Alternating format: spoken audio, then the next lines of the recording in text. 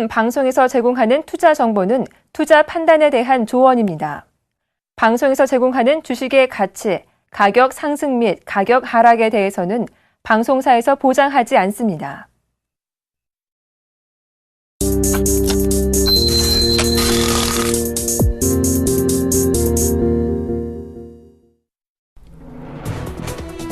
출발 증시와이드 2부 시작합니다. 박미라입니다.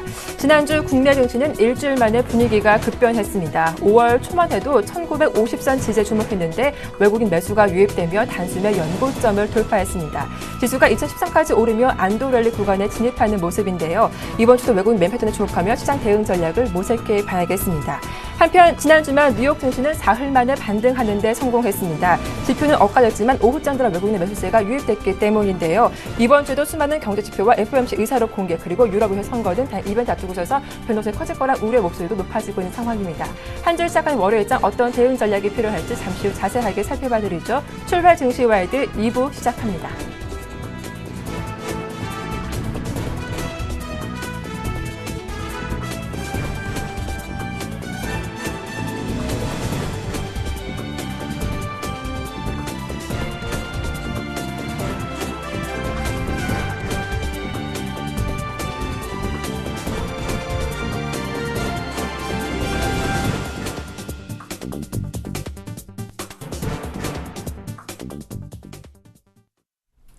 네, 오늘 첫 순서는 미중산업경연구소 조용찬 소장과 함께하겠습니다. 안녕하세요. 예, 안녕하십니까. 네, 지난주 뉴욕 증시를 비롯해 국내 증시도 연고점을 돌파하는 동안 일본 증시는 홀로 랠리에 동참하지 못했습니다. 부진을 보였던 이유가 무엇인지 그 배경에 대해서 분석해 주시죠. 네, 아무래도 대내 환경이 좀 불확실하기 때문에 일본에서는 계속 약세가 되고 있는데요. 아무래도 외부적으로는 우크라이나 사태가 좀 장기화되고 있고요. 또 미국의 주택 관련 지표가 약화되면서 미국과의 금리 차가 좀 축소되는 게 엔고의 그 주요 원인이었던 것으로 보여집니다. 이번 주에도 아무래도 일본 증시는 좀 일진일퇴 장세가 진행이 될 것으로 보여지는데요. 니케이 평균 주가 같은 경우에는 예상 주가 수익 비율이 13배 후반이고요. 또 배당 수익률도 1.7%로 역사적 기준으로 볼 때 아주 저평가된 상태입니다. 하지만 엔고라든지 소비 부진으로 인해서 경상이익이 전망치가 당초 두 자릿수에서 2%로 지금 약화되고 있기 때문에 싸다고 해서 매수하기보다는 오히려 싼 게 비지떡이라는 이야기가 나올 정도로 경계감이 좀 강한 상태가 되고 있습니다. 이 때문에 아무래도 기울 실적이 마무리되는 단계에 있기 때문에 당분간 그 엔 환율이라든지 미국 증시에 따라서 불안한 움직임이 계속될 것 같고요. 특히 여러 가지 호재도 없는 상황 속에서 정부가 카지노 법안을 이번 주 중에 심의할 것으로 보여지기 때문에 이거와 관련된 종목들이 좀 부각되지 않을까 보여집니다. 한편 지난주 후반 일본의 1분기 GDP가 발표됐습니다. 시장 예상을 상회했는데 또 시장에서는 소비세 인상 앞둔 사재기 효과였다는 분석도 있더라고요. 향후 전망은 어떻습니까?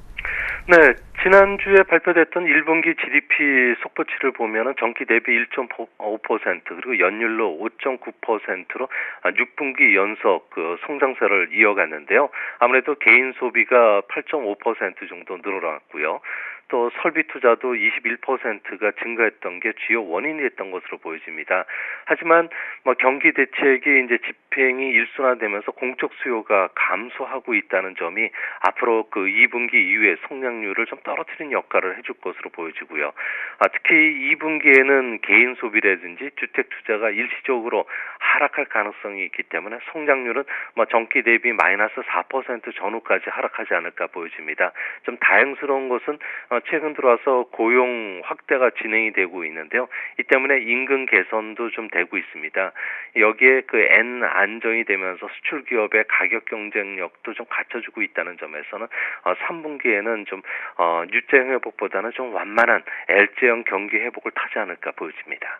네, 3분기 이후 좀 완만한 회복세가 나올 것이다라는 전망 들어봤는데요. 그렇다면 이번 주 주목해 볼 만한 경제 지표는 어떤 것들이 있을까요? 네, 이번 주에는 세 가지 경제 지표가 나오는데요. 월요일 날 같은 경우는 기계수주 통계가 발표됩니다. 전월 대비 플러스 5.7%로 예측이 되는데요. 기업들이 소비세 증세 뒤에 경기 침체를 우려해서 설비 투자에 좀 신중한 모습을 보이고 있기 때문에 1분기 전체적으로는 4분기 만에 그 전기 대비 마이너스가 되지 않을까 보여지고요. 또 전산업 활동 지수는 2개월 만에 전월 대비 플러스가 될 것으로 보여집니다. 20일 날 발표될 그 지표인데요. 아무래도 전월 대비 플러스 한 1.6%로 예측이 되고요. 또 무역 수지는 수요일 날 발표되는데요.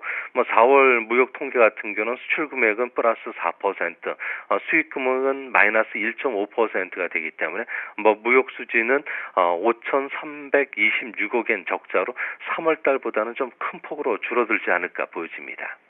네, 또 한 가지 이번 주 일본에서는 금융정책 결정회의가 예정돼 있는데 BOJ에서 어떤 입장 보일지 관심 집중되고 있죠. BOJ 회의에 대한 전망도 들려주시죠. 네, 이번 주 금융정책결정회의는 기존의 정책 기조를 계속 유지시킬 것으로 보여지는데요. 아무래도 자금 공급량을 2배로 늘렸던 2차 금융 완화 기조를 계속 유지시킬 수밖에 없지 않을까 보여집니다. 현재 더 추가적인 그 국채를 매수했을 경우에는 현재도 국채 발행량의 40% 정도를 일본은행이 보유하고 있는데요. 이 때문에 유동성 축소로 인한 그 버블이 발생할 수 있고요. 또 이를 막기 위해서 또 매입을 줄이면은 금리가 급등할 수 있기 때문에 현재 이러지도 저러지도 못하는 상황이 되지 않을까 보여집니다. 특히 그 일본의 그 아베 정부 같은 경우는 6월에 신성장 전략을 도입할 예정인데요. 법인세 개혁을 통해서 실효세율을 낮추거나 사회이사 도입을 의무화하는 그 기업관리 강화 대책이 도입된다고 합니다. 이 때문에 자칫 아베노믹스에 대한 신뢰가 흔들려서 해외 투자가를 중심으로 일본 매도에 나설 수 있는 만큼 만약을 대비해서 추가 금융 완화는 좀 보류되지 않을까 보여지고요. 특히 노무라 같은 경우에는 추가 금융 완화 시기를 8월로 봤다가 다시 최근에는 10월로 늦춰졌는데요. 아무래도 이런 측면에서 보면은 일본 증시도 특별한 그 호재 없이 3분기까지 계속 지속되는 그 조정 국면이 되지 않을까 보여집니다. 네, 이제 중국 이슈로 넘어가 보겠습니다. 이번 주에 발표될 HSBC 제조 지표가 어떻게 나올지 좀 기대를 거는 분위기더라고요. 이번 달에는 50선 회복할 수 있을지 어떻게 전망하시나요? 네, 이번 달에는 50선을 회복하기 좀 어렵지 않나 보여집니다. 최근 HSBC 제조업 지표 같은 경우는 시장 예상을 좀 하회하고 있는데요. 이번 달에도 전달보다는 0.1%포인트 하락한 48로 나오지 않을까 보여집니다. HSBC 같은 경우에는 대부분이 중소기업, 수출기업을 중심으로 조사를 하는데요. 이 때문에 정풍운동이라든지 부동산 가격 하락이 소비나 생산을 좀 위축시켜지지 않았을까 보여집니다. 특히 성장을 이끌었던 고정자산 투자가 월간 기준으로는 16.8%로 17% 선이 깨졌는데요. 이 때문에 그 부동산 투자 같은 경우에도 미분양 주택이 5년 내 최고치를 기록할 정도로 주택 시장의 침체가 계속되고 있기 때문에 제조업 PMI 부진은 앞으로도 좀 지속되지 않을까 보여집니다. 이번 달은 좀 50선을 하회하는 모습이 나올 것이다라는 전망까지 미리 들어봤습니다.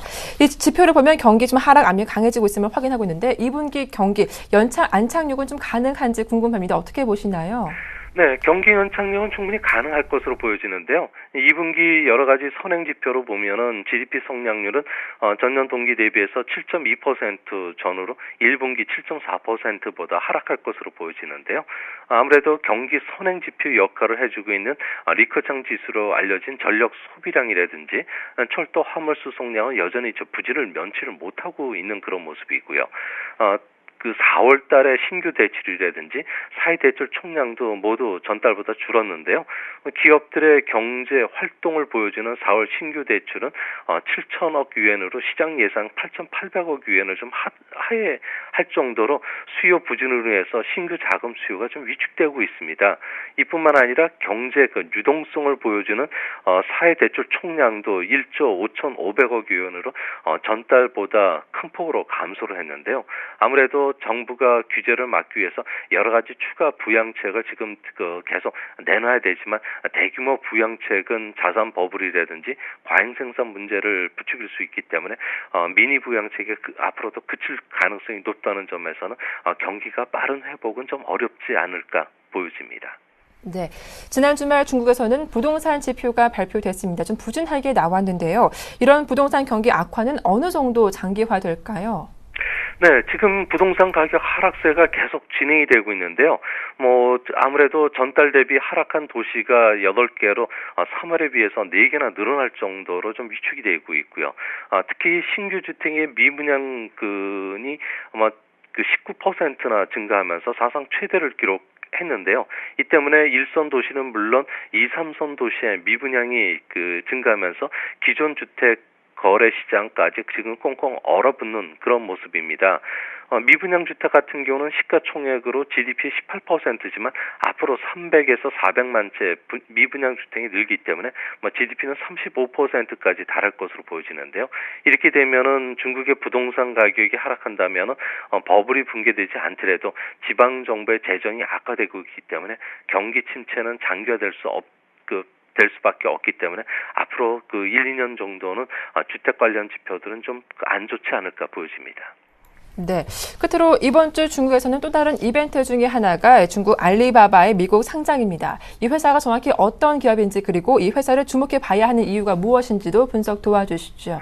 네, 알리바바 같은 경우에는 미국 시장에 지금 신규 상장을 신청을 했는데요. 주로 이 회사는 클라우딩 컴퓨터라든지 금융 서비스뿐만 아니라 전체 매출의 80% 이상을 전자상거래에서 벌어들이고 있습니다.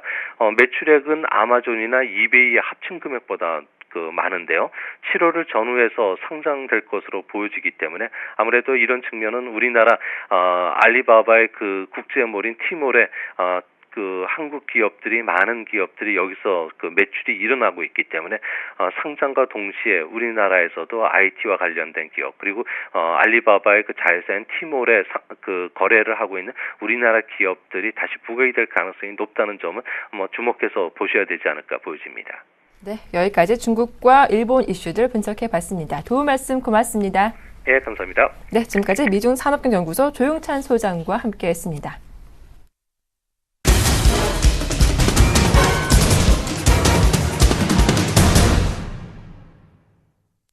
네, 시초가 공략주 알아보는 시간이죠. 이상로의 한방샘 플러스 이상로 멘토와 함께합니다. 안녕하세요. 네, 반갑습니다. 이상로입니다. 네, 지난 금요 추천 종목이 소프트 포럼이었는데 시초가 근처에서 마감 지었더라고요. 좀 추가 보유 가능한지 AS 부탁드리겠습니다. 네, 소프트 포럼 또다시 하단은 다시 한번 지지받고 난 다음에 다시 5일선 근처에서 또 움직이는 그런 모습인데요. 차트 한번 보시면 아시겠지만 호재가 없으면 이런 움직임이 나올 수가 없습니다. 그만큼 주가 자체는 가만히 놔두면 어쩔 수 없이 빠질 수밖에 없는 상태입니다. 하지만 하단에서 계속적으로 잡아주는 이유는 분명히 있다. 거기에 대해서 우리가 말씀을 드릴 수 없는 그런 호재거리가 분명히 있습니다. 그렇기 때문에 지금 주가 자체가 하단에서 계속적인 지지를 받고 난 다음에 다시 한 번 더 다시 상승 추세로의 전환을 앞두고 있는 시점입니다.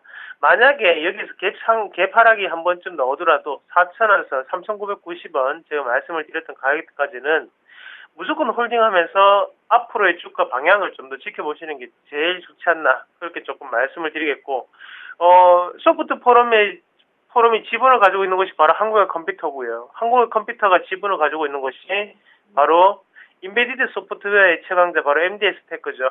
그런 부분을 봤을 때 소프트 포럼의 이런 분위기 자체는 좀 더 크게 이어질 수 있다는 것 다시 한 번 더 꼭 기억을 하시길 바라겠습니다.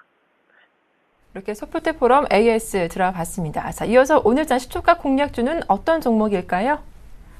예, 오늘 말씀을 드릴 종목은요, EMW를 말씀을 조금 드리도록 하겠습니다. EMW 같은 경우에는, 안테나를 만드는 회사입니다. 어떤 안테나를 만드는 회사?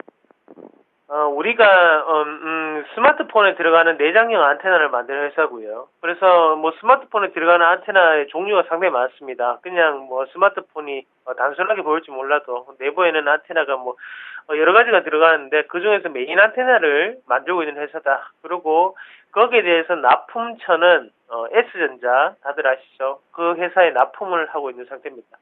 우리가 뭐 RF텍이라든지 이런 기업들을 많이 아실 거예요. 뭐 안테나라고 하면. 근데 EMW 같은 경우에도 새로운 강자다. 그렇게 좀 말씀을 드릴 수가 있겠고요.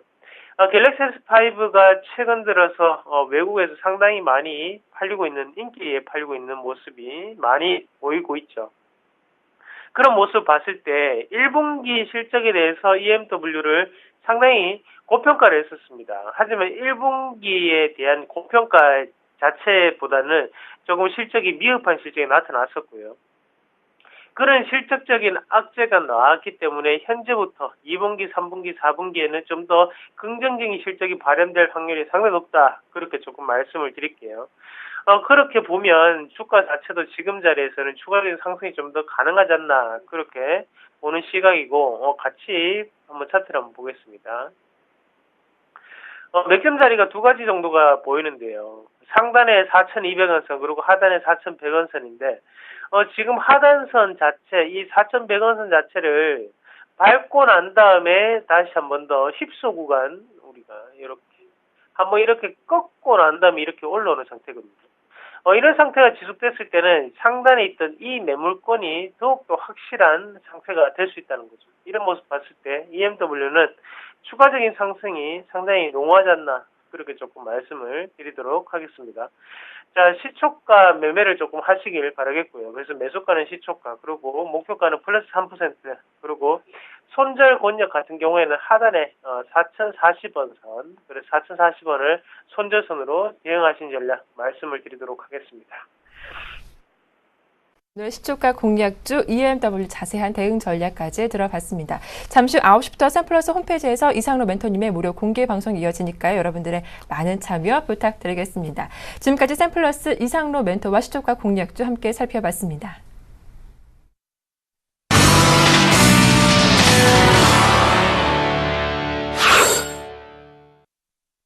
네, 오늘 출발상 분석 도와주실 두 분의 전문가 소개해드리겠습니다. 유스탁의 유창희 대표님, 메르츠 종공증권 강남금융센터의 김근호 연구원님 두 분과 함께하죠. 안녕하세요. 네, 안녕하십니까. 네, 오늘 월요일장입니다. 동시효과 분위기 어떤지부터 살펴볼 텐데요. 유창희 대표님, 오늘 코스피 코스닥 동시효과 분위기 어떻습니까? 동시효과 분위기 뭐 나쁜 편은 아니고요. 네. 좀 강보합권에서 주가 형성되려 하고 있는데 아마 이제 지난 주말에 선진국 증시도 좀 강세를 띠면서 마감했기 때문에 그 영향을 좀 띠고 있는 것이 아닌가 생각을 좀 하고 있고요. 코스피 시장 2015포인트, 그러니까 예상 출발을 하고 있는데 지난 금요일에도 말씀드렸다시피 의외로 그러니까 낙폭을 치우는 것이 아니라 오후장 들어서 낙폭을 줄일 것이다 말씀드렸던 것처럼 다행스럽게 코스피는 상승 반전되면서 마감됐다는 부분들, 그렇다면은 오늘도 약간의 추가적인 상승 좀 더 기대해 볼 수 있지 않을까 생각을 좀 하고 있고요. 반면에 이제 코스닥은 결국엔 21선이 저항으로 맞이하는 모습을 띄었고요. 오늘은 지금 21선, 5일선 밑에서 일단은 주가가 시작을 할 예정인데 그렇다고 하더라도 21선 자체가 엄청 뭐 위에 놓여 있는 것도 아니고 21선, 5일선이 지금 붙어 있는 상황이기 때문에 오늘하고 제가 보기엔 길게 본다면 수요일까지가 중요한 변곡이 될 수 있다. 만약에 다시금 21선 안착을 시도한다라면은 그때는 한 570이든 580이든 추가적인 상승을 보일 수 있는 발판을 마련하는 것이라 볼 수 있겠고, 그게 아니라 그러면 일단은 추가적인 기간 조정이나 가격 조정을 좀 열어놔야 되는 위치에 놓여있다 생각하고 있는데, 그거에 대한 힌트는 결국엔 수급이 아닌가 생각을 좀 하고 있습니다. 외국인들이 지난 금요일 같은 경우도 보신다라면은 기관 투자자들 특히 이제 투신권을 중심으로 해가지고 어마어마한 물량이 매도 물량이 쏟아졌죠. 기관들이 한 4,700억 정도 매도가 나왔는데 그것을 외국인들이 전량 다 소화를 해주면서 주가가 어찌됐든 하락해서 상승으로 반전되는 하나의 요인이 되었더라면은 코스닥은 반면에 외국인 기관 모두 매도가 나왔다는 것이죠. 기관이 400억 넘게 매도가 나왔고 외국인이 받아주는 것이 아니라 오히려 외국인도 같이 매도가 한 100억 정도 나오다 보니까 개인 투자자들이 650억이라는 금액을 쏟아 부었어도 코스닥이 낙폭을 줄이는 것이 아니라 오히려 낙폭을 키우면서 마감을 했다는 부분들. 그렇기 때문에 코스닥, 코스피 모두 일단은 긍정적인 출발의 모습을 띠고 있습니다만은 이건 아침이 중요한 게 아니라 오후장까지 이어지느냐 여부가 중요한 것이고, 그렇다면은 거기에 대한 힌트는 외국인들의 수급이 상당히 중요하지 않을까 생각을 좀 하고 있습니다. 네, 오늘 추가 상승 위에서 수급 요건이 중요할 텐데 투신권의 매도를 외국인이 얼마큼 소화하는지가 좀 중요한 관전 포인트가 될 것이다라는 분석 들어봤습니다. 자, 이어서 오늘자 강세 예상 업종 살펴보도록 하겠습니다. 김근호 연구원님.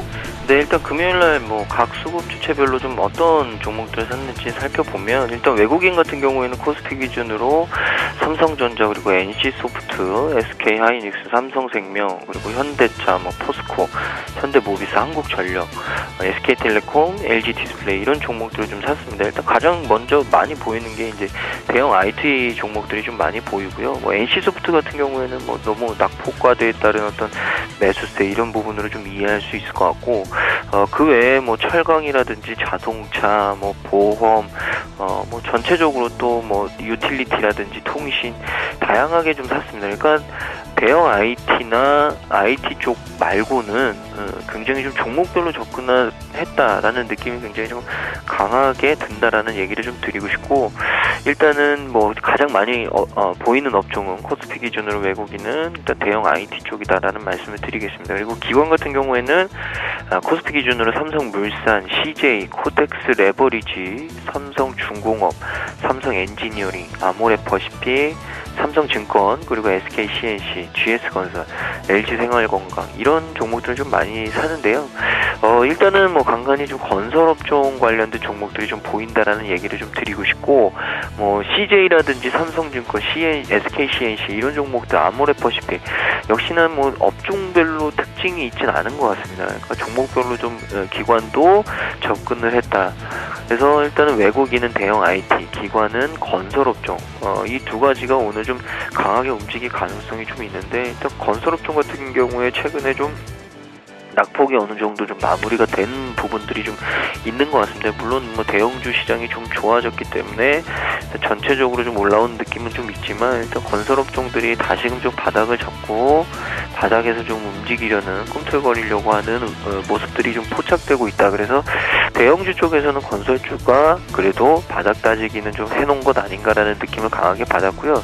대형 IT 같은 경우에는 역시나 삼성전자와 SK하이닉스로 좀 대변될 수 있을 것 같은데, 삼성전자 같은 경우에는 일단은 오너에 대한 이슈가 분명히 있었고, 그리고 이 SK하이닉스 같은 경우에 실적 부분인데, 둘 다 어느 정도는 조금 이 외국인의 수급이 튼튼하게 좀 뒷받침되고 있기 때문에 단기간에 좀 조정이 나올 가능성은 그렇게 커 보이진 않는다라는 말씀을 좀 드리고 싶습니다. 근데 일단 삼성전자도 바닥권에서 반등을 했고요. SK하이닉스도 반등을 상승을 하는 중이기 때문에 신규 매수는 조금 고민은 해봐야 될 자리다라는 얘기도 덧붙여 드리겠습니다.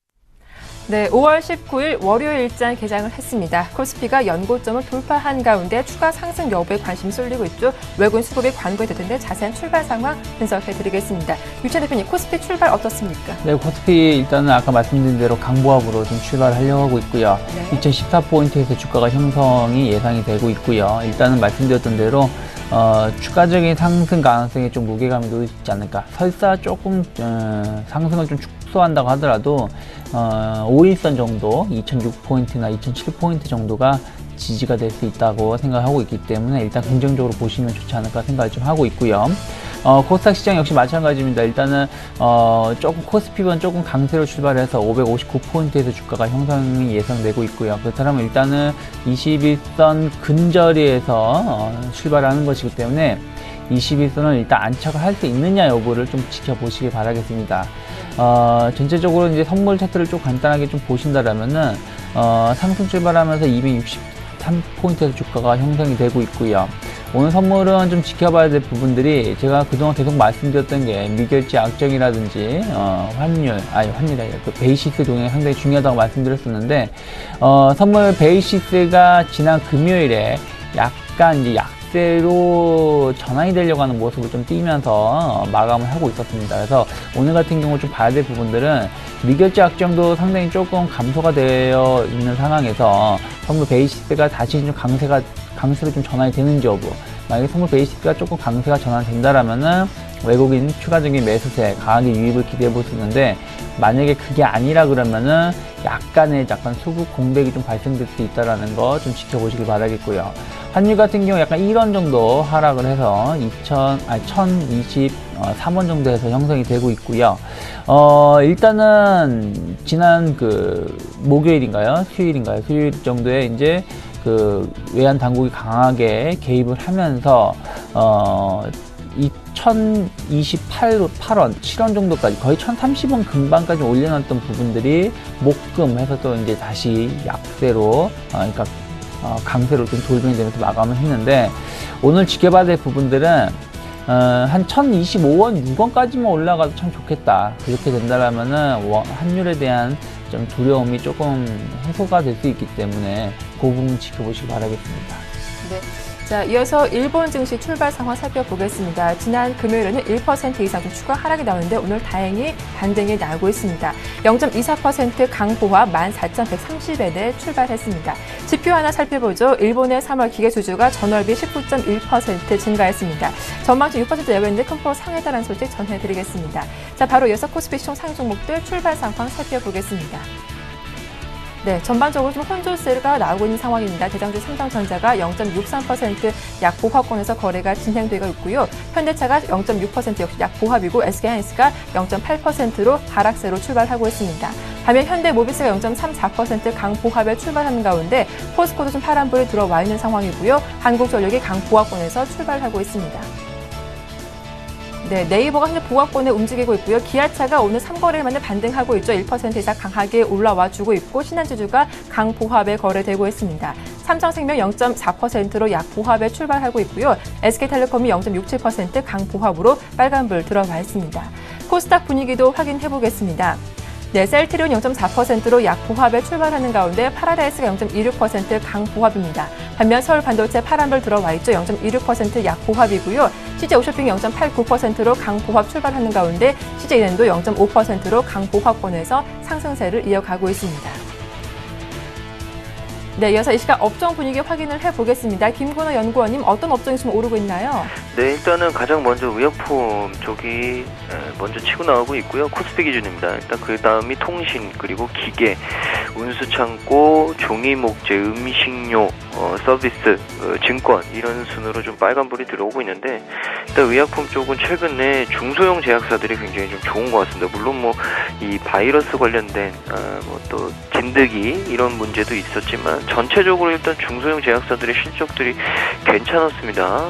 오늘 또 삼성제약이 경영권 매각에 대한 기대감 때문에 급등을 하고 있고요. 그 다음이 오리엔트바이오, 삼일제약, 한도일동제약, 종근당홀딩스, 국제약품, 유한양행, 동성제약, 이런 종목들, 중형 규모 정도 되는 이 제약사들의 주가 퍼포먼스가 좋다라는 말씀을 드리고요.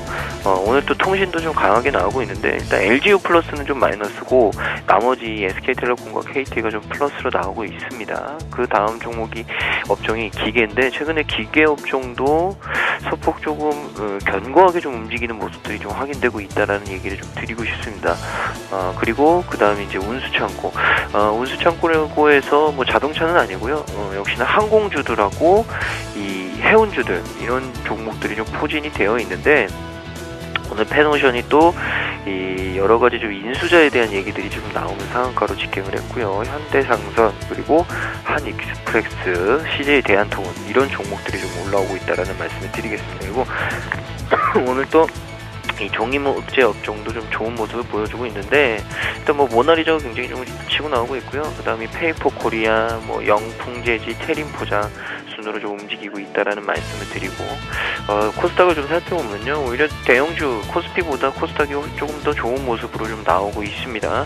출판 매체, 그리고 인터넷, 운송, 금융, 방송 서비스, 그 다음에 벤처, 통신 방송 서비스, IT 소프트웨어, 이런 순으로 좀 움직이고 있는데, 이 출판폭, 이 매체에는 다른 종목은 아니고요, 이 로엔이 속해 있습니다. 그러니까 로엔이 뭐 엔터도 되고 콘텐츠도 되고 뭐 또 출판 매체도 될 수 있는데, 로엔 종목이 최근에 굉장히 좀 급등을 했는데 오늘 또 급등이 나오고 있습니다. 그래서 오늘 좀 상단을 맞고 좀 떨어지는 느낌은 있지만 일단 7% 넘는 상승세를 보여주고 있고, 인터넷 쪽에서는 이 SK콤즈 또 오랜만에 굉장히 좀 상승을 보여주고 있고요.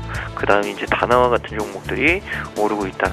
그리고 운송 쪽에서는 뭐 자동차 부품 쪽은 아니고 뭐 유성 TNS라든지 SGNG 이런 종목들, 그 다음으로 이 인베스트먼트 회사, 그러니까 벤처캐피탈과 저축은행이 속해 있는 금융, 그다음에 이제 방송 서비스, 홈쇼핑주들과 뭐 이 한국경제TV나 YTN 같은 CJ ENM 이런 종목들이 속해 있죠. 이런 순으로 좀 움직이고 있고, 또 통신방송 서비스, IT 소프트웨어는 뭐 계속적으로 좀 강한 모습이 나오고 있습니다.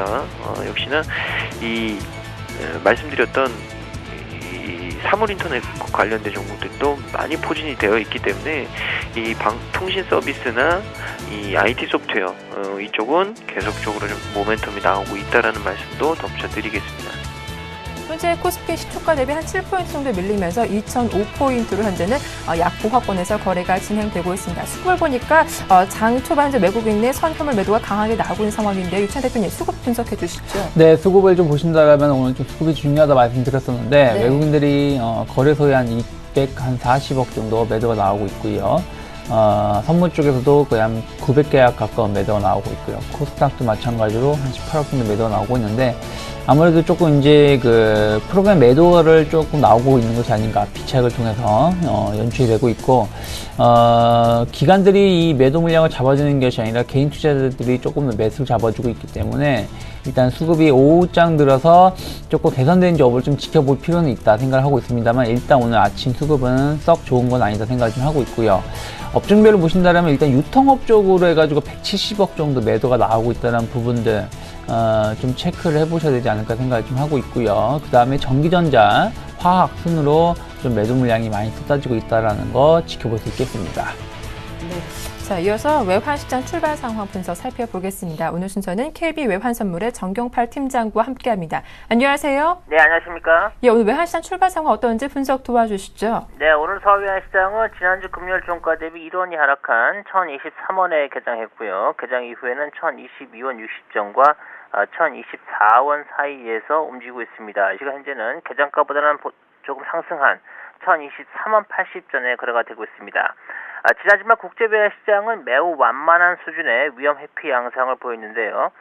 뉴욕 증시가 강보합세를 마감했습니다만 엔화가 강세를 보이면서 엔 크로스 거래 포지션의 조정으로 위험 통화들이 약보합세를 나타냈습니다. 이 영향으로 원화 역시 역외 시장에서는 달러화 대비 약보합세를 보였습니다. 최근 엔화가 강세를 보인 것은 미 국채 금리의 하락 때문인데요. 유럽 중앙은행의 기준금리 인하 전망에 따라 유럽의 국채 수익률이 하락세를 보이면서 미 국채 수익률 역시 동반 하락세를 보여왔고요. 지난 주말에는 미국의 4월 신규 주택 착공 건수는 호조를 보인 반면 5월 미시간주 소비자 심리지수 예비치는 예상치보다 크게 부진한 모습을 보이는 등 지표가 혼주세를 보인 점이 미 국채 수익률 하락세를 다소 진정시켰습니다. 그러나 기존의 미 국채 수익률 하락 추세에 따른 달러 엔의 동반 하락 압력은 지속이 되었고요. 이에 따른 엔화의 강세가 크로스 거래 위험 통화들에게 연쇄적으로 영향을 주는 모습입니다. 오늘 서울시장에서 달러원은 여전히 방향성을 뚜렷하게 보이지는 않을 것으로 예상이 되고요. 외국인들이 지난주 금요일까지 4거래일 연속으로 순매수를 보여주고 있고요. 실제로 주식 매수를 위한 자금이 외환시장에 유입되고 있다는 이야기가 들려오고는 있습니다만 아직은 당국의 개입 경계감을 상쇄시킬 정도의 대규모는 아닌 것으로 파악이 되고 있습니다. 1020원대 초반대에서는 당국의 스무딩 오퍼레이션이나 결제 수요 등으로 환율이 하방 경제성을 보이고 있는 만큼 수급에 따른 등락이 이어질 것으로 보고 있습니다. 최근 국제금융시장에서 가장 큰 주목을 받고 있는 것은 미 국채 수익률의 하락세인데요. 향후 하락세가 진정될 것이라는 채권 시장 전문가들의 전망이 나오고 있고요. 또 미 국채 수익률 동향에 연동되어 있는 달러 엔 역시 200일 이동 평균선에 근접해 있는 만큼 엔화의 의미 있는 추가 강세는 진행되지 않을 것으로 예상됩니다. 이는 원화와 관련해서 N1의 반등세가 제한될 것으로 예상을 해볼 수가 있는데요. 최근 N1은 지난주 금요일 100엔당 1011원까지 반등했습니다만 향후 엔화의 약세가 완만하게 진행되면서 N1은 다시 하락세를 재개할 것으로 예상하고 있습니다. 네, 이렇게 외환시장 전망까지 자세한 분석 들어봤습니다. 고맙습니다. 네, 감사합니다. 지금까지 KB 외환선물의 정경팔 팀장이었습니다.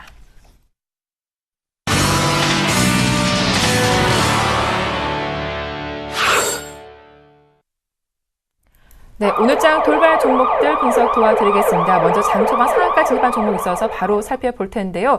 이 페노션인데 현대글로비스 피인수 기대감에 가격 제한폭까지 오르고 있죠. 주가 흐름 살펴보도록 하고요. 반면 SK하이닉스가 3% 가까이 하락하고 있습니다. 그간 신고가 랠리를 펼치며 강세를 이어갔는데 오늘 하락을 이용해서 좀 매수해도 괜찮은지 전망 들어보도록 하겠습니다. 끝으로 파트론이 장 초반 갭 하락하면서 4% 이상 급락이 나오고 있는데 그 이유가 무엇인지 자세한 주가 흐름 전망해보도록 하죠. 김근호 연구원님. 네, 일단 페노션이 현대글로비스 인수 검토설에 상한가로 좀 직행을 했습니다. 이 언론 보도가 나왔는데요. 이 현대글로비스가 법정 관리 중인 페노션을 좀 인수에 대한 검토를 좀 하고 있는 것으로 알려졌다라는 얘기가 나왔고, 이 페노션이 지난 3일 회계법인을 매각 주관자로 선정을 하고 이 다음 달 무렵에 매각 공고를 낼 예정이고요. 이 현대글로비스가 또 입찰 참여를 검토 중이다. 이런 얘기들이 좀 나오고 있습니다. 일단 글로비스를 좀 인수하려는 이 회사들이 좀 속속들이 나오고 있는 것 같습니다. 페노션을 인수하려는 회사들이 좀 있는 것 같습니다. 뭐 역시나 국내 1위 벌크 선사기 때문에 이 페노션이 굉장히 좀 매력적일 수 있다라는 얘기들이 좀 나오고 있는데, 글로비스도 그렇고 뭐 상한간에는 또 SK그룹 쪽에서도 SK 쪽에서도 얘기들이 좀 나오고 있고요.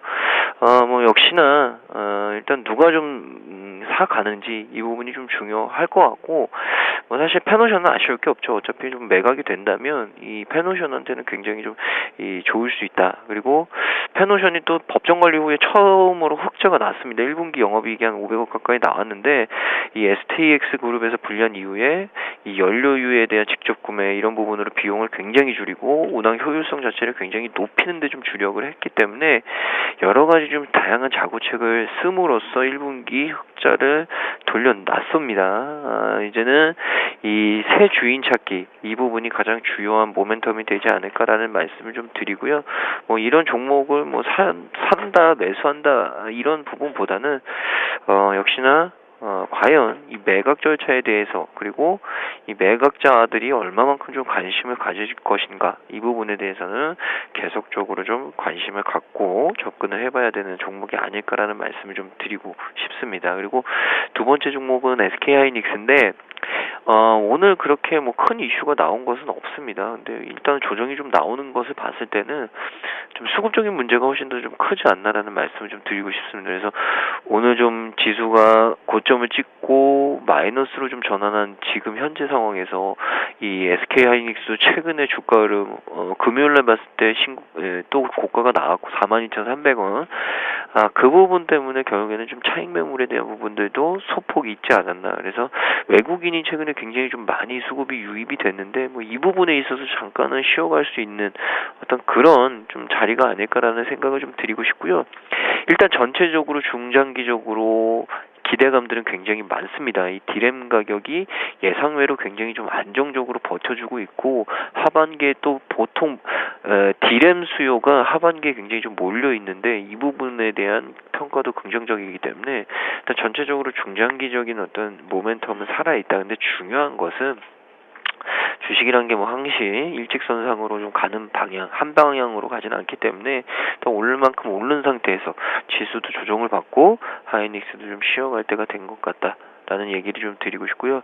마지막 종목은 파트론인데 일단 실적 부진 때문에 약세를 보여주고 있습니다. 최근 흐름은 일단 어닝 시즌이기 때문에 실적이 잘 나오느냐 안 나오느냐 이 부분인데 일단 2분기에 중국발 리스크가 좀 부담이 될 수 있다라는 의견이 제시가 됐고요. 차이나 모바일 그리고 차이나 유니콤 등의 이 중국 이동통신사들이 2분기에 이 3G 스마트폰에 대한 주문을 대폭으로 좀 축소를 하는 상황. 그래서 통상 이 스마트폰 부품업체가 사실 2분기가 굉장히 좀 성수기인데 이 성수기 효과가 그렇게 크지 않을 것이다라는 얘기가 좀 나오고 있습니다. 그래서 2분기에 매출액과 영업이익 모두 전체적으로 좀 부진할 수 있다라는 제시가 되면서 오늘 주가가 좀 빠지고 있는데요. 일단 중국 쪽의 어떤 사업 이 스마트폰 자체의 어떤 이 축소 이 부분인데 2분기를 잘 넘겨야 되는데 이제 3분기, 4분기 되면은 사실 굉장히 좀 더 어려워질 가능성이 높습니다. 그래서 일단 뭐 3세대에서 이 4세대로 중국 쪽에서 넘어가면서 이 3G 스마트폰에 대한 주문이 축소됨으로 인해서 이 부분이 좀 문제는 되고 있는데 일단 3G에서 4G로 넘어간 이후 그러니까 조금 시간은 걸리겠지만 4세대가 정착된 이후의 어떤 이 부품 수요에 대한 부분 이런 부분들을 좀 기대를 해봐야 될 것 같습니다. 그래서 단기적으로는 모멘텀이 그렇게 크지 않기 때문에 조금은 우려스러운 모습이 훨씬 더 크다라는 얘기를 드리겠습니다. 네, 다음 돌발 종목들도 살펴보겠습니다.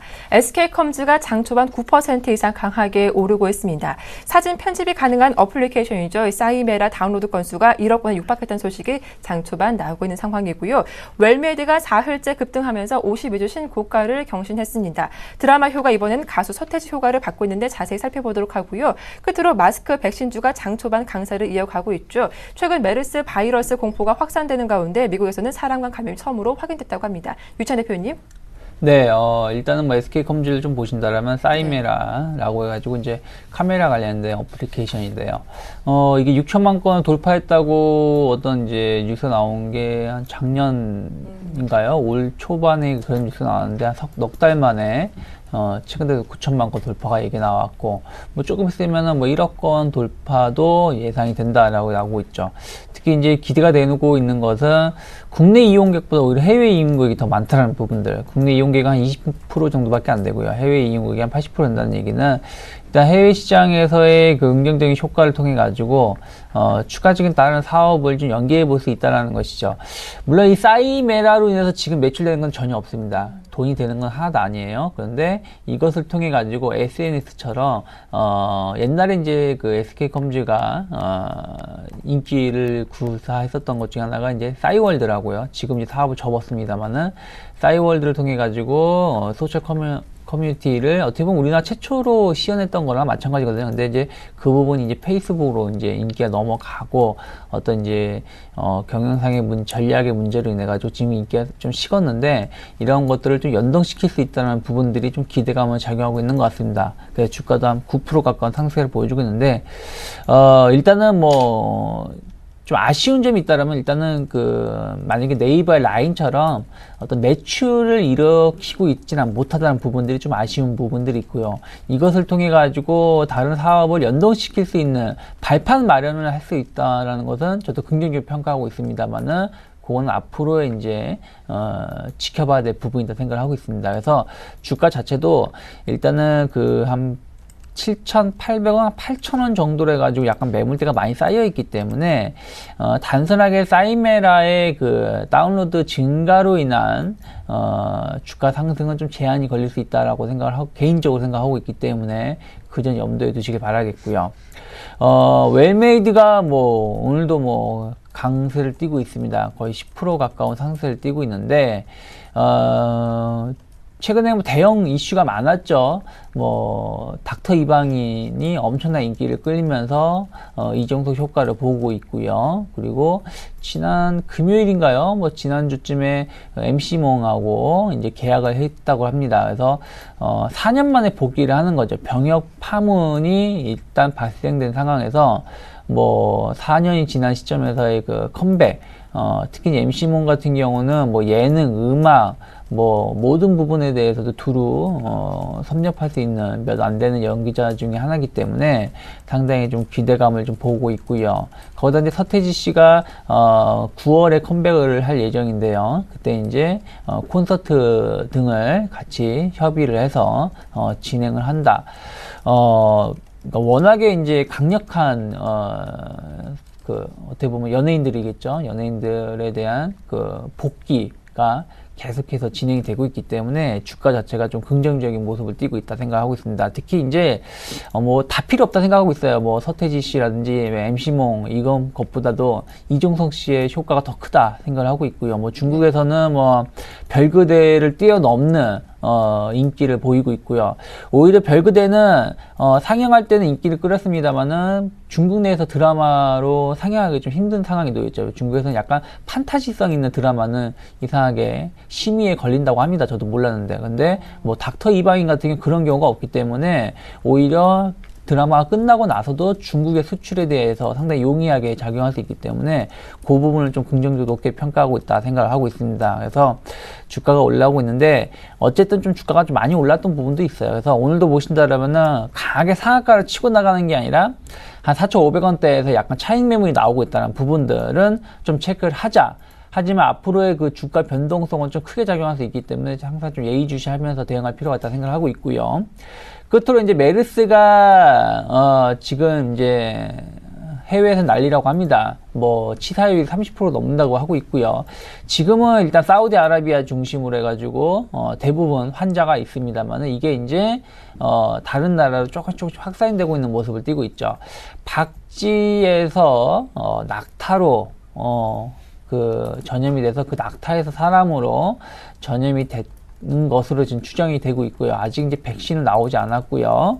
그리고 미국 일리아나주에서 사람 대 사람끼리, 그러니까 동물에서 사람으로 감염은 지금까지 됐었는데 최근 들어서 사람 대 사람으로 감염됐다라는 첫 사례가 보고가 됐죠. 그렇게 되면은 예전에 중국의 사스라고 볼 수 있겠는데요. 중국의 2002년도에 발생을 해서 2003년도에 상당히 전 세계를 좀 두려움을 떨게 했던 사스가 사람 대 사람으로 감염이 되면서 확산이 되면서 그 바람을 불었었고요.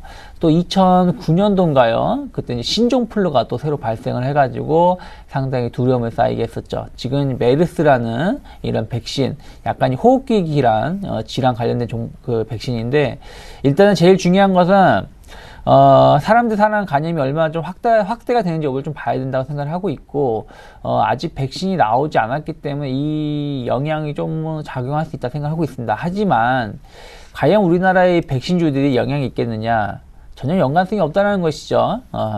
관련된 회사들이 갑자기 백신을 우리나라 기술이 높아가지고 만들 수 있는 회사가 아니기 때문에 이러한 이슈로 올라오는 것은 결국엔 다시 과거의 주가를 회귀할 수 있다. 그리고 최근 들어서 주가 움직임이 예전만 못하다는 거 좀 볼 수 있겠고요. 그나마도 좀 시장에서 주목하고 있는 게 진원생명과학이라고 옛날에 VGX 인터라는 회사인데요. 이게 이제 미국의 자회사입니다. 미국의 VGX 바이오 그 백신 회사가 갖고 있는 자회사인데 만약에 그 회사가 백신이 나온다라면은 진원생명과학이 OEM 방식으로 제품을 만들 수 있다는 얘기가 나오고 있습니다만 OEM 방식으로 제품을 만든다고 해서 어떤 로열티를 받는 건 아니죠. 그냥 생산만 하는 것이기 때문에 주가 자체도 보면 그렇게 좀 강하지 못하다. 그래서 백신주들은 좀 급등락은 좀 연출될 가능성이 높습니다만은 전체적인 흐름은 좀 중립이다라고 말씀드리고 싶습니다.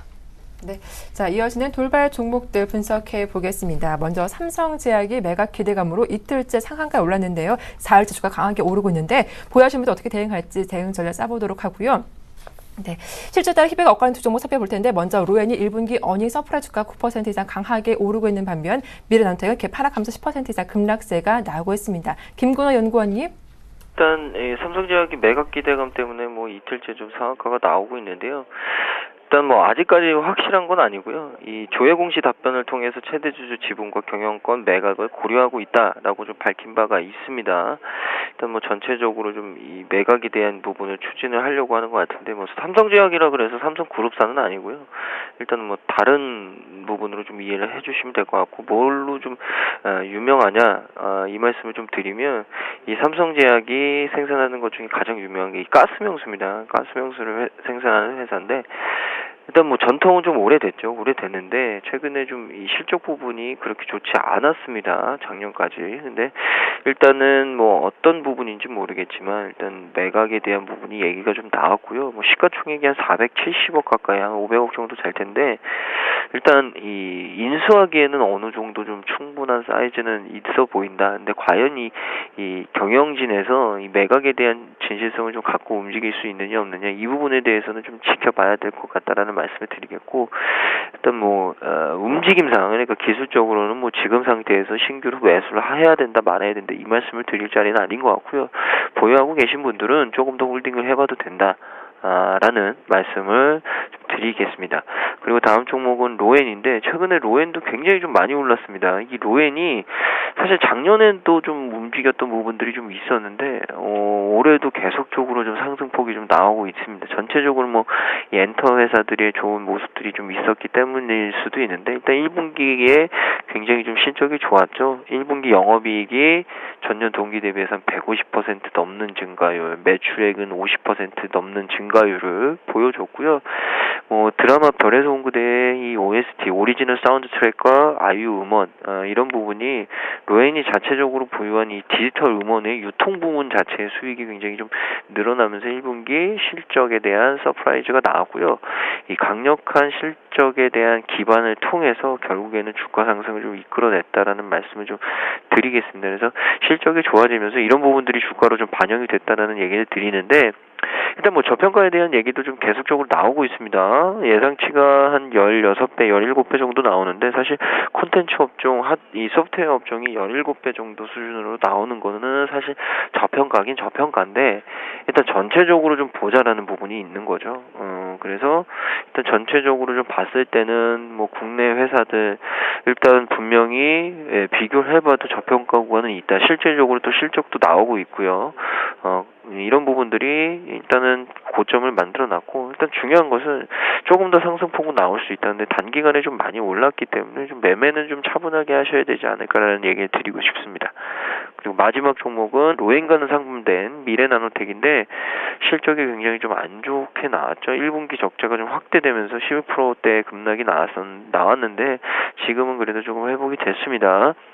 지난 16일에 장 마감 후 공시를 통해서 1분기 연결 기준 영업 손실이 96억 9천만 원, 적자폭이 증가가 됐고요. 매출액은 467억 3,800만 원으로 30% 정도 감소를 했습니다. 그리고 당기순 손실이 84억 정도 적자 전환을 이뤄냈는데, 일단 이런 부분들이 실적에 대한 쇼크, 어닝 쇼크가 나오면서 오늘 급락을 하는 모습을 좀 보여줬습니다. 일단은 1분기에 적자가 좀 지속이 됐고요. 전체적으로 좀 실적 회복하는 부분에 있어서는 일단 시간은 좀 걸릴 수 있다라는 얘기를 좀 드리고 싶습니다. 그리고 오늘 뭐 갭으로 하라 그래서 조금 빠졌는데, 일단 한 하루 이틀 정도 주가 흐름을 좀 더 보면서 갭을 메울 수 있는 반등이 나올지 안 나올지는 좀 판단을 해봐야 될 것 같고요. 뭐 갭을 메운다고 하더라도 이 V자 반등에 대한 부분을 기대하기에는 단기적으로는 조금 불안한 모습을 보여주고 있다라는 말씀을 드리겠습니다. 네, 다음 종목들 살펴봅니다. CJ가 이틀째 상승하며 52주 신고가를 경신했습니다. 원화 강세 내수 활성화 최대 수혜주라는 분석이 나오고 있네요. 다음 종목은 삼립식품도 옥신 고가를 형성하고 있는데, 식품 유통 사업을 분리해서 전무서 높이겠다고 하죠. 향후 주가 흐름도 점검을 해보도록 하겠습니다. 끝으로 BJ 프리테일 상장 첫날 약세를 보이고 있습니다. 유창 대표님. 네, 뭐 CJ가 뭐 급등세를 띠고 있죠. 네. 3%대, 뭐 지난 금요일에도 강세를 띠면서 마감을 했는데, 일단 뭐 원화 강세로 인해 그 수혜를 가장 크게 볼 수 있는 회사 중에 하나죠. 왜 그러냐면 CJ 그룹 자체가 내수 위주의 사업을 하는 업체이기 때문에 그로 인한 효과는 가장 크게 볼 수 있다 생각을 좀 하고 있고요. 또 주요 계열사 중에서 CJ제일제당 실적이 상당히 좋아지고 있다는 부분들이 확인이 됐죠. 그래서 그 영향도 상당히 같이 맞물리면서 뭐 CJ제일제당이 올라가다 보니까 같이 올라가는 효과도 있고요. 정부 정책에 대한 기대가 상당히 살아있다 생각하고 있습니다. 외국인들도 뭐 연일 3일째 매수세가 들어오고 있고요. 14만 원대를 지금 기록을 하고 있는데, 일단 13만 5천 원, 13만 6천 원의 매물대를 돌파시켰고, 오늘 추가적인 상승이 나온다는 얘기는 충분히 한 15만 원, 6만 원대까지 올라갈 수 있는 발판을 마련한 것이 아닌가. 작년 고점대 근처거든요. 그래서 15만 원대까지는 좀 점진적이 됐든, 뭐, 강세가 됐든, 뭐, 좀 추가적인 상승 열어놔야 된다 생각을 좀 하고 있고요. 삼lik식품이 식품사업부, 식자재 뭐 이런 부분들 분할 이런 부분들로 인해 가지고 강세를 띠고 있습니다. 근데 이미 주가는 선 반영되어 있다 생각을 하고 있고요. 그러다 보니까 약간 차익 매물이 쏟아지면서 지금 85,000원대 주가 형성시키고 있고요.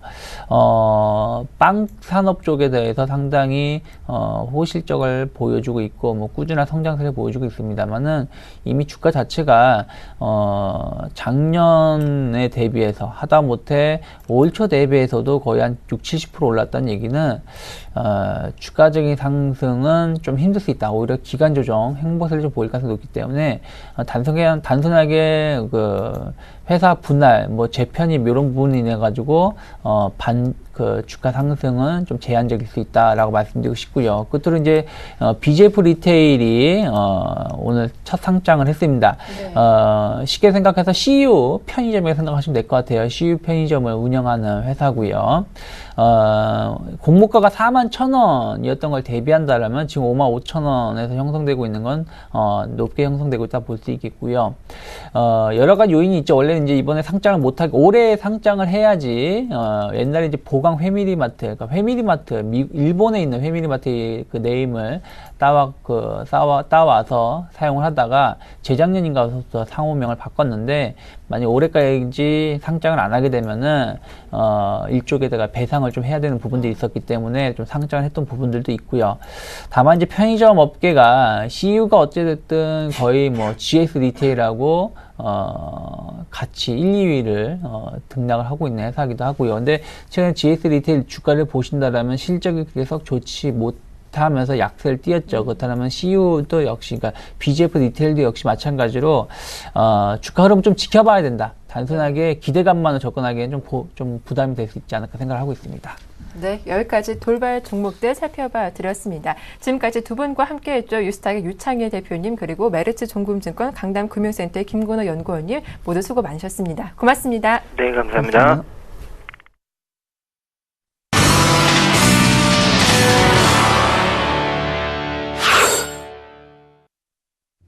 네, 5인의 투자 전략 공개하겠습니다. 화면 함께 보시죠. 먼저 최희승 차장 2,000선 안착 거래대금 저조로 신뢰도가 낮다라는 의견이었고요. 정영훈 팀장 외국인의 삼성그룹주 매수가 집중된 가운데 시장 왜곡 현상에 주의하자라는 의견이었습니다. 김혜란 연구원 반도체 하드웨어 자동차 업종에 관심을 갖고 김연경 팀장은 IT 비중 축소하되 자동차 부품 비중을 확대하자라는 의견이었습니다. 끝으로 안상현대리 외국인 매도세의 변동성 확대 예상된다. 관망세를 유지하자라는 의견 들어봤습니다. 네, 오늘 저는 HM투자증권의 최희승 차장과 함께하겠습니다. 안녕하세요. 네, 안녕하십니까. 네, 오늘 코스피 코스닥 모두 좀 하락세가 나오는데 코스피 2,000선 지지가 가능할까요? 어떤 전략이 필요하겠습니까? 네, 일단은 뭐 2,000선 뭐 지지에 대한 부분, 안착이라고 아직까지 좀 얘기하기에는 좀 신뢰성이 좀 떨어지는 부분이 좀 많다고 생각을 합니다. 일단은 뭐 거래대금이 3조 원 안팎에서 계속 좀 부진하다는 점이 가장 큰 문제가 될 것 같고요. 당분간은 지금 거래대금의 어떤 뭐 화끈한 증가가 없이는 단기 박스권 흐름이 당분간 유지될 것으로 보인다라고 좀 말씀드리겠습니다. 게다가 물론 최근에 외국인들 현물 시장에서 상당히 좀 매수해주는 부분은 상당히 긍정적입니다만 일단 뭐 현물 시장보다도 그 파생, 특히나 이제 선물 시장에서의 어떤 그 플레이로 시장을 단기간에 좀 끌어올렸다는 점에서 봤을 때에는 아직까지 그 기초 체력에 대한 의심이 좀 남아있다, 좀 이렇게 볼 수 있겠고요. 따라서 2,000선 지금 뭐 안착 뭐 이런 부분은 아직 좀 섣불리 표현하기가 좀 어렵다. 그리고 박스권 하단 1970포인트 지지를 다시 한번 확인할 가능성도 있기 때문에 역시나 조정을 좀 염두에 둔 그런 플레이가 좀 필요하다 이렇게 좀 말씀드리고요. 오늘도 보면은 그 코스닥 시장 같은 경우에는 코스피 대비해서 상대적인 좀 강세를 좀 보여주고 있습니다. 지난 금요일은 조금 뭐 약세였긴 했습니다만 오늘까지 만약에 조정이 좀 나온다 그러면은 그동안에 상당히 좀 강세였던 중소형 개별주들 계속해서 좀 강세 흐름이 이어나갈 수 있다라고 보고 조정 시에는 분할 매수 좀 유효하지 않겠나 싶고요. 업종별로 좀 보면은 특히나 그 최근에 상당히 좀 강했던 업종이죠. 중소형 제약주들 그리고 이제 바이오 업종들 위주로 좀 주목을 해봐야 될 것 같고요. 오늘 그 3월 인터넷 관련 종목들이 뭐 기가레인이라든가 코콤이라든가 한국전자인증이라든가 이런 종목들이 상대적으로 시장 대비해서는 좀 양호한 흐름인데 만약에 조정이 좀 발생한다고 했을 때에는 좀 분할로 매수의 관점에서 좀 지켜보셔도 될 것 같습니다. 네, 코스피는 단기적으로 좀 박스권 흐름이 이어질 것이다. 중소형 개별주는 조정시 분할 매수 전략도 유효하다라는 전략까지 말씀 들어봤습니다. 도움 말씀 고맙습니다. 네, 감사합니다. 네, 지금까지 애진추천증권의 최희승 차장과 함께했습니다.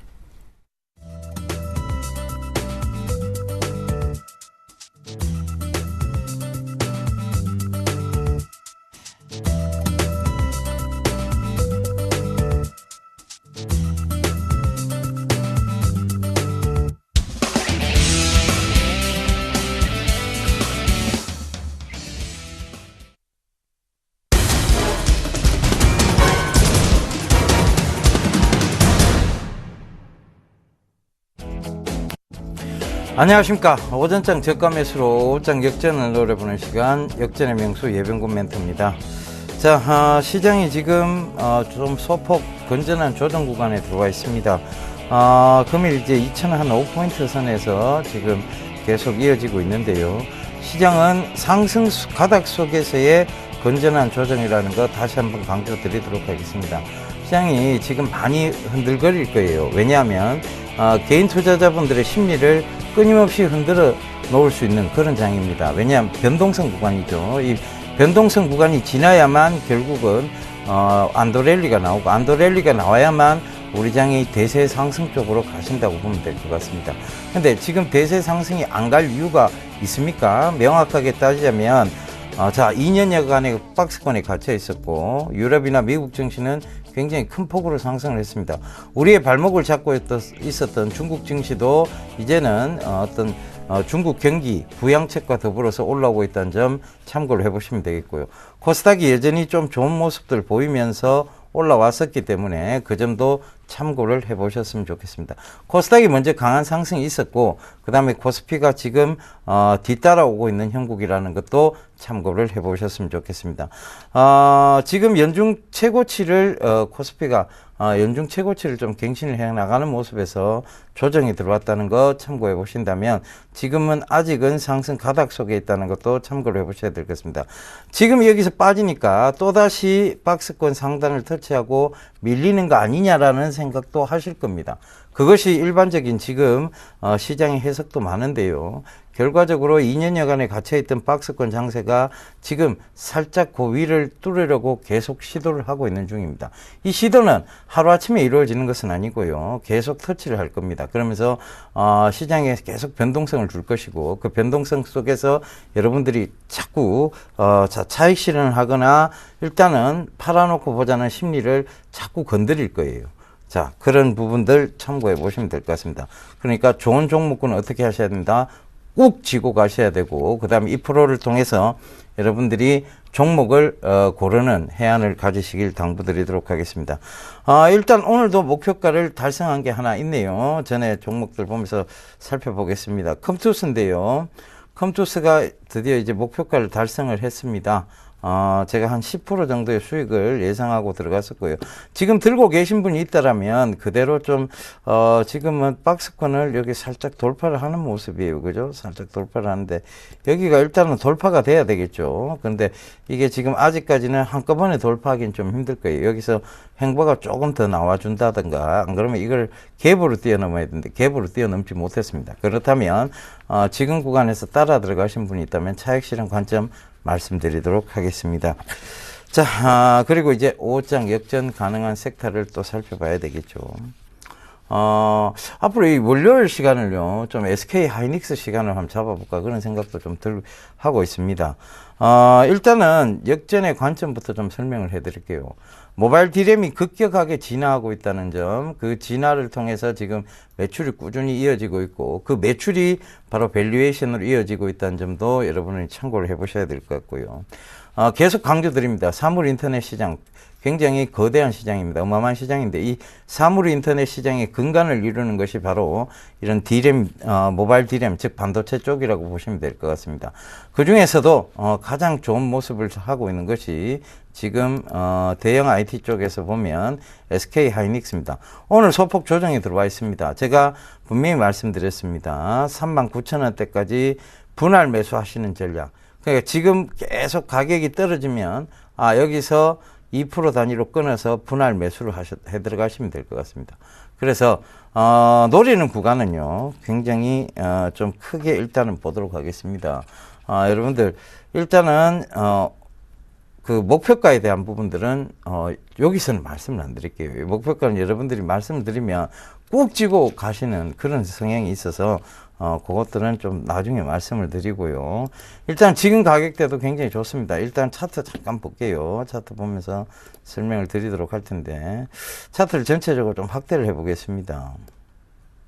이렇게 확대를 해 보면 자, 요 올라오는 구간에서 조우하지 않았던 구간이 있죠. 바로 이 구간이죠. 지금 이 강한 이 이평선이 지금 올라오는 구간에서 지금 조우를 하고 있질 않아요. 그러니까 이게 뭐냐면 결과적으로는 이 구간을 터치를 하게 되면 자, 리바운딩이 나온다는 얘기겠죠. 그런데 이것 때문에 살짝 여기서 지지를 예측하고 매수를 하시면은 또 여기 부분까지는 밀릴 수 있습니다. 그죠? 39,000원대까지는. 왜냐하면 이걸 주봉으로 한번 살펴볼게요. 주봉으로 살펴보면 이격도가 좀 많이 벌어져 있을 거예요. 그죠? 이격도가 일단은 벌어져 있을 건데 이걸 확대를 해 보겠습니다. 주봉 이격도가 여기까지 벌어져 있죠. 그죠? 그래서 이 부분 가격대를 한번 짚어봐야 될 것 같아요. 여기에 살짝 올라올 수 있는 가격대. 자, 이게 바로 39,000원 한 300원 선 정도 됩니다.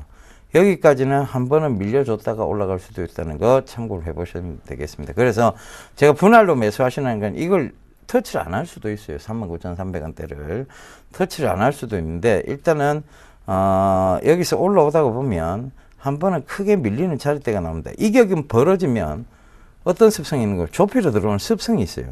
그 점 참고해 보시면 될 것 같습니다. 그래서 이렇게 좁히로 들어왔을 때 매수하시는 전략이 맞고 월봉도 한번 체크를 해보겠습니다.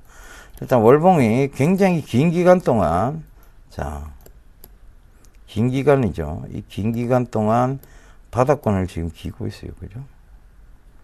이걸 살짝 확대를 해보면 자, 지금 구간대가 어떤가 하면 이제 신고가, 몇 년의 신고가 영역들을 뚫고 올라오는 구간입니다. 그죠? 그래서 이 부분도 체크해 보면 여기가 되겠죠. 그죠? 여기가 39,300원대 선이 된다는 거. 그러면 월봉에서 살짝 밀어줬다. 지금 이번 달은 월이 다 돼가죠. 근데 그럼에도 불구하고 여기가 살짝 터치가 될 수 있다는 것도 참고를 해보셨으면 좋겠습니다. 그래서 제가 그 예각기법에서 뭐라고 말씀드렸습니까? 주가는 연속성 속도 이론도 띄고 있지만 주가는 자, 살짝 터치를 하고 올라가는 경우가 많다. 그러니까 이격도가 많이 벌어지면 좁히러 들어오는 습성이 있고 그 좁히러 들어올 때 우리가 매수 기회라고 보시면 될 것 같고 이 예각기법에서도 분명히 말씀드렸습니다. 이격도가 벌어지는 곳에서의 좁히러 들어온 것은 매수 찬스다. 그 점 참고를 해보셨으면 좋겠습니다. 자, 일봉 다시 한번 체크를 해볼게요. 일봉 체크를 해보면 지금 조정에 들어와 있다는 거 참고를 해보시면 되겠는데요. 자, 주봉상 몇 년간의 흐름, 자, 긴 흐름을 한번 잡아볼게요. 긴 흐름을 잡아보면 계속 밀렸던 자리대죠. 그죠? 이 밀렸던 자리대를 뚫어놨습니다. 뚫어놨는데 이걸 한꺼번에 올라오지는 못할 것 같아요. 그죠? 그래서 제가 말씀드렸던 게 분할 매수의 관점이었습니다. 일단은 여기서 다 밀렸던 자리대요. 그죠? 밀렸던 자리대를 지금 이제 뚫어놓은 겁니다. 형국이. 그죠? 그래서 이게 뚫어졌다는 것은 여기서 밀리더라도 다시 강하게 올라갈 수 있다. 주가의 연속성 속도 이론을 띠면서 올라갈 수 있다는 거 참고를 해보셨으면 좋겠습니다. 자, 이 전체적으로 보면 대형 IT 관련주들이 계속 아직은 좋을 수밖에 없는 상황입니다. 그래서 그 점도 꼭 좀 체크를 해보셨으면 좋겠고요. 그런 측면에서 여러분들이 바로 계속해서 이런 SK 하이닉스 같은 주식을 좀 참고를 하셔야 될 것 같습니다. 그래서 그런 점도 조금 참고를 하시고요. 일단은 대형 IT 쪽에서 지금 앞으로 그러니까 이제 3, 4분기, 4, 4분기가 들어가게 되면 이제 주도주군이 분명히 뚜렷이 나타납니다. 왜냐하면 대세 상승을 이끌기 위해서는 주도주군이 분명히 필요하게 됩니다. 그래서 그 주도주군에서 보면 우리가 전자 쪽을 봐야 되지 않느냐. 왜? 전자 쪽은 아직까지도 계속해서 실적이 나오고 있고, 그 다음 기대감이 부여가 되고 있는 것이고, 그 다음에 지금 많은 자금이 투여되는 통신, 전자 이런 쪽으로 해서 사물 인터넷 관련 이런 것들이 보면 결국은 다 전자 쪽이라는 얘기예요. 그러면 전자가 대세가 될 수 있다는 차원에서 생각을 해보셔야 될 것 같고, 그 점에서 삼성전자, SK하이닉스, LG전자 모두 괜찮습니다만 가장 좋은 것은 사물 인터넷의 근간이 될 수 있는 반도체 쪽이다. 그러면 삼성전자하고 SK하이닉스 이쪽으로 좀 집약을 해볼 수 있는데요. 일단 그 집약된 과정 속에서도 SK하이닉스가 굉장히 긴 기간 동안 그 박스권의 형태에서 놀다가 박스권을 이제 뚫어놨다는 거예요. 그럼 이제부터 본격적인 상승의 어떤 가닥을 생각을 해보시면 될 것 같습니다. 그 점 꼭 좀 참고하셨으면 좋겠고요. 이 SK하이닉스의 자세한 가격 전략은 제가 그 요 방송이 마치고 난 이후 10시 30분입니다. 공개 방송을 통해서 여러분들과 얘기를 또 나눠보도록 하겠습니다. 여러분들 너무 답답해하지 마시고 SK하이닉스에 대해서 주목을 하실 당부드리도록 하겠습니다. www.sentv.co.kr로 접속하시면 이렇게 생긴 얼굴이 있어요. 잘생기지는 않았지만 여러분들이 참 편하게 생각할 수 있는 얼굴이 있습니다. 여기로 딱 그 옆에 보면 방송하기 버튼이 있으니까요. 거기로 클릭을 하시면 바로 저희 소통의 공간으로 들어오시게 됩니다. 그러면 그때부터 여러분들과 저하고 마음 터놓고 허심탄회하게 얘기하시면 되겠습니다. 자, 저는 내일 다시 인사드리고요. 저는 이만 물러가도록 하겠습니다. 감사합니다. 예병군 멘토였습니다.